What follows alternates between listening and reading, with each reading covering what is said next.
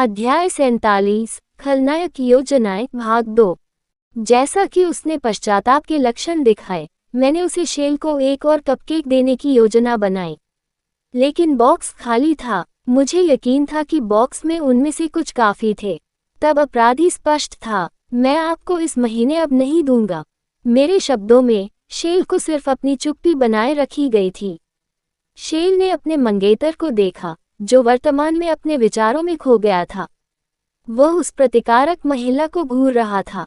ये वह महिला थी जिसने अपनी पोशाक पर शराब छीनी और ब्रेजेन से अभिनय किया।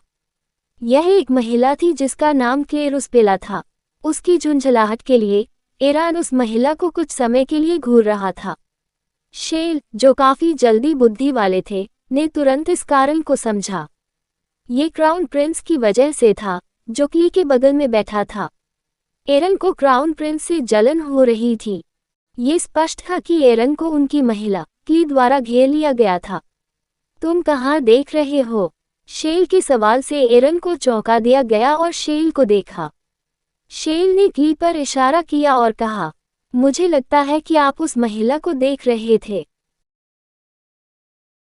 मैं सिर्फ इस बारे में उत्सुक था कि वह क्राउन प्रिंस और द मैच्ड ओवर लॉर्ड दोनों के साथ कैसे दोस्ती कर सकती है। एरन ने शेल के सवाल का जवाब दिया, लेकिन उसे यकीन था कि वह झूठ बोल रही थी। यह उस तरह का लुक नहीं था। क्या आप अभी ईर्ष्या कर रहे हैं? शेल ने एरन के शब्दों में कहा और उससे दूर देखा। क्या वह जलन महसूस कर रही थी? बिल्कुल नहीं। वह सिर्फ एरन को खुश होने के लिए सहन नहीं कर सकती थी। उसने एरन को अपना सारा जीवन पीड़ित करने की योजना बनाई। इसके अलावा ये भयानक होगा यदि एरान उस महिला के साथ खुश हो जाता। वह महिला थी जिसने अपनी पोशाक पर शराब छीनी और ब्रेजेन से अभिनय किया। मैंने ऐसा नहीं होने दिया। उद्धरण। शेल ने अपनी मिठाई खाते हुए अपने विचारों को व्यवस्थित करना शुरू कर दिया। उस पल में शेल, जो शेल को परेशान कर रहा था, अचानक एक कपकेक निकाला।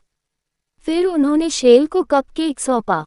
एरन से कपकेक प्राप्त करने के बाद शेल ने इसे खाना शुरू कर दिया। स्वादिष्ट। ये किसी भी चीज से अलग था जो उसने कभी खाया था। किसी तरह यह अजीब तरह से स्वादिष्ट था। उसे लगा कि उसे यह पता लगाना है कि कुछ कितना स्वादिष्ट आया है।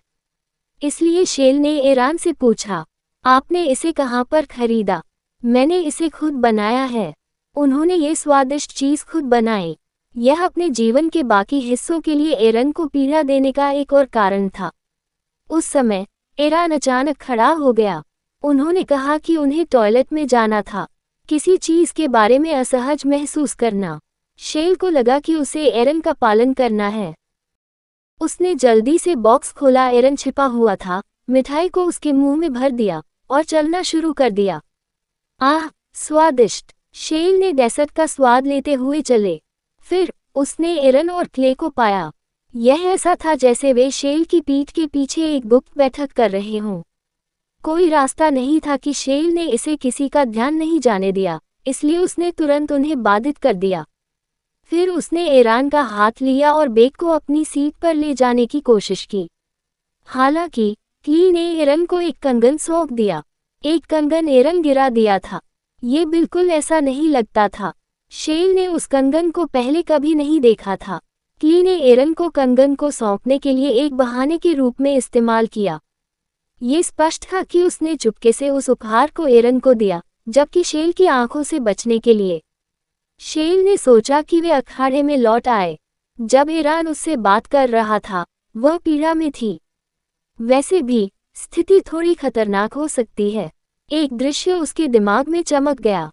क्ली को गले लगाते हुए एरान खुशी से मुस्कुरा रहा था। ये भयानक था। वह एरन को खुश नहीं देख सकती थी, लेकिन इसे रोकने के लिए पहले ही बहुत देर हो चुकी थी। उन्होंने शेल की आंखों के सामने एक कंगन का आदान प्रदान किया। जहां तक शेल की बात है, उसे किसी प्रकार की योजना बनानी थी। एरन को जीवन भर पीड़ा देने की योजना। शेल गंभीरता से सोचने लगा। जल्द ही वह एक बेहतरीन समाधान निकालने में सक्षम हो गई। एरान पर बेड़ियां डालने का एक सरल लेकिन कठिन तरीका। ये शादी थी। ये एक ऐसा तरीका था जो किसी को भी हैरान कर देगा। लेकिन शेल को कोई परवाह नहीं थी। सबसे पहले शेल को शादी में कोई दिलचस्पी नहीं थी। एरन से शादी करने के बाद भी वह एरन को वैसे ही परेशान करती रहेगी जैसे वह अब कर रही है। निस्संदेह ऐसा कोई रास्ता नहीं था जिससे वह एरन के प्रति स्नेह विकसित कर पाती। अस्बेल परिवार और बेस्लेट परिवार को परिवार की वंशावली को आगे बढ़ाने के लिए एक उत्तराधिकारी की आवश्यकता थी, लेकिन शेल के लिए इससे कोई फर्क नहीं पड़ता था। शेल शुरू से ही उस बड़ी जिम्मेदारी को खत्म करने की योजना बना रहे थे, इसलिए उसके पास खोने के लिए कुछ नहीं था। क्या भविष्य भी वैसा ही नहीं होगा जैसा जीवन वह अब तक जी रही थी? इसके विपरीत उसे बहुत कुछ हासिल करना था। एक खिलौना जिसे वह जीवन भर कष्ट दे सकती है, और एक नौकर जो उसके लिए स्वादिष्ट मिठाइयाँ बनाएगा जो उसने पहले कभी नहीं खाई थी। और सारा दुर्भाग्य एरन का था। वह एरन को अपने से दूर ले जाकर की पर हंसेगी। शेल ने इस संभावना के बारे में भी सोचा, अगर एक दिन एरन उससे तलाक मांगे। वह उस पर ये शब्द फेंकती, क्या अब तुम मुझसे प्यार नहीं करते? इस संसार में विवाह का बहुत बड़ा महत्व था। आसान तलाक असंभव था, इससे भी अधिक यदि उसे ड्यूक का दर्जा प्राप्त हो।